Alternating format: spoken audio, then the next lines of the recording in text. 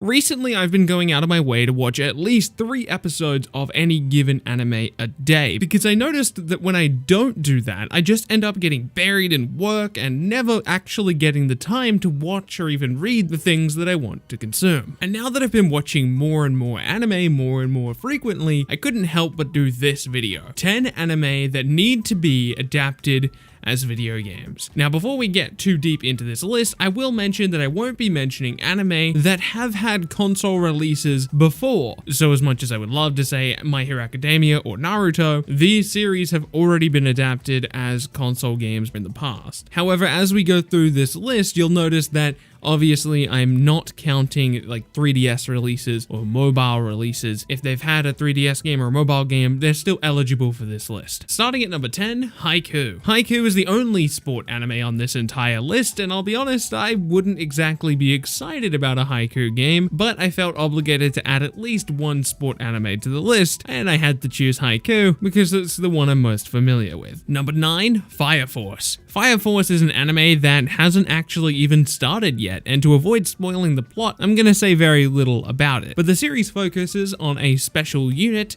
Fire Force. The manga has been running since 2015, and by all accounts, it's pretty damn awesome. And from what I've seen, it looks like it would work perfectly for a video game. Number 8, Rising of the Shield Hero. I haven't kept up with Shield Hero, but this game kind of just makes itself, doesn't it? If you haven't seen the series or you know little about it, it's set in a fictional video game universe. Our protagonist is thrown into this world. It's not a virtual reality like something like Sword Art. He's literally exists in that environment. He's not the only one though. There are 3 others from our world who are thrown in there with him. Our protagonist is the shield hero, and the 3 others make up sword, spear, and bow heroes. This would make perfect sense as a JRPG, especially considering the ever-growing party size. I'd be pretty excited about this one. Number 7, RWBY. Now I know RWBY isn't technically quote-unquote anime, and for all the people out there who are upset that I put RWBY, an American created animated series heavily inspired by anime, on this list, well, stay mad, because anime is a word literally derived from the English word animation,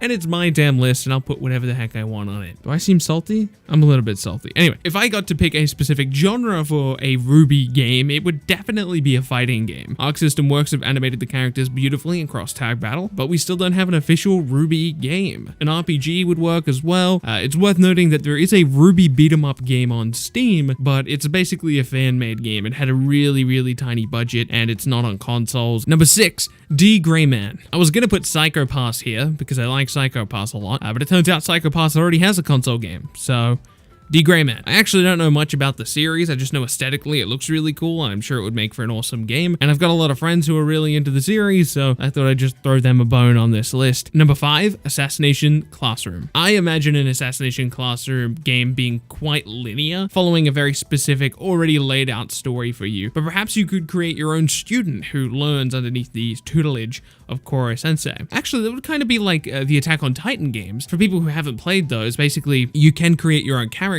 and you view the events of Attack on Titan through that creator character, but the story plays out the same way it does in the anime. I think that could work for Assassination Classroom. I love Assassination Classroom, and I would instantly be interested in any game following its story. Number 4, One Punch Man. I'm not sure what you would do with One Punch Man. It feels like it should be perfect for a game, but Saitama makes it really difficult, unless you just remove the cool part about Saitama, or you just make him a joke character who doesn't actually do anything. But if you can get past that design hurdle of Saitama, the world of One Punch Man works perfectly for a game. Geno, Sonic, and the other heroes would make awesome playable characters. I kind of picture a game based on One Punch Man being a what-if scenario where Genos has to take center stage. Number 3, Death Note. I love Death Note so much, and nobody can take that away from me, but a Death Note game would certainly be a challenging task. I think it would have to be something like the Telltale games or Life is Strange. For people who haven't played those games, it's basically a set of predetermined cutscenes that you can slightly influence given your individual decisions. I haven't played one of those games in a long time, but I would certainly change that really quickly if we got a Death Note game in that kind of genre. Perhaps this next game could even work in that type of genre. Number 2, Promised Neverland. I'm not going to explain what type of game this theoretically could be. I'm not going to give you alternatives. I'm just going to say it would be awesome. If you already know about Promised Neverland, then let your imagination run wild. But I'm not going to talk about the specifics because I want to protect the integrity of this series as much as I can. If you have not seen it, I do not want to spoil it for you.